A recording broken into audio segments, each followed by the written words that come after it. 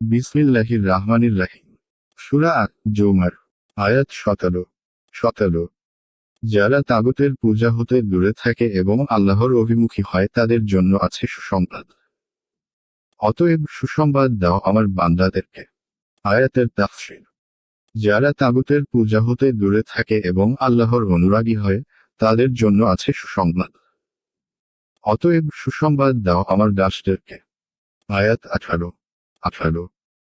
যারা মনোযোগ সহকারে কথা শুনে এবং ওর মধ্যে যা উত্তম তা গ্রহণ করে তাদেরকে আল্লাহ সৎ পথে পরিচালিত করেন এবং তারাই বোধশক্তি সম্পন্ন।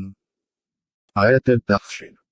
যারা মনোযোগ সহকারে কথা শুনে এবং যা উত্তম তার অনুসরণ করে, ওরাই তারা যাদেরকে আল্লাহ সৎপথে পরিচালিত করেন এবং ওরাই বুদ্ধিমান।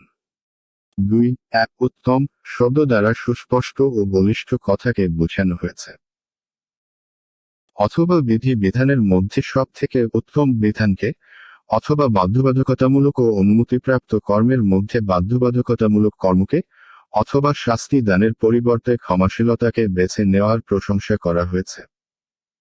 2 কারণ তারা নিজ জ্ঞান দ্বারা উপকৃত হয়েছে, পক্ষান্তরে অন্যরা নিজ জ্ঞান দ্বারা উপকৃত হয়নি। আয়াত 19।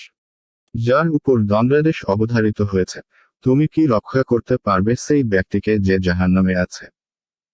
আয়াতের তাফসীর। যার উপর দণ্ডাদেশ অবধারিত হয়েছে, তুমি কি তাকে রক্ষা করতে পারবে যে জাহান্নামে আছে? 2 অর্থাৎ আল্লাহর ফয়সালা ও ভাগ্য অনুযায়ী সে শাস্তির উপযুক্ত হয়ে গেছে।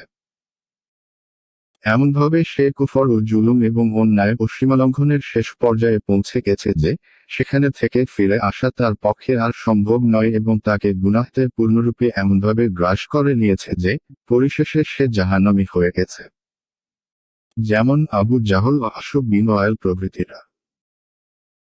2 যেহেতু নবী সাল্লাল্লাহু আলাইহি ওয়াসাল্লাম নিজ জাতির সকল মানুষের ঈমানদার হওয়ার বড় আশা রাখতেন, সেহেতু আল্লাহ তাআলা নবী সাল্লাল্লাহু আলাইহি ওয়াসাল্লাম কে সান্ত্বনা দিয়েছেন এবং বলেছেন যে তোমার আশা নিজ জায়গায় বিলকুল ঠিক, কিন্তু যার ভাগ্যে লেখা হয়ে গেছে এবং আল্লাহর দণ্ডাদেশ যার জন্য অবধারিত হয়ে গেছে তাকে তুমি জাহান্নামের শাস্তি থেকে রক্ষা করতে পারবে না।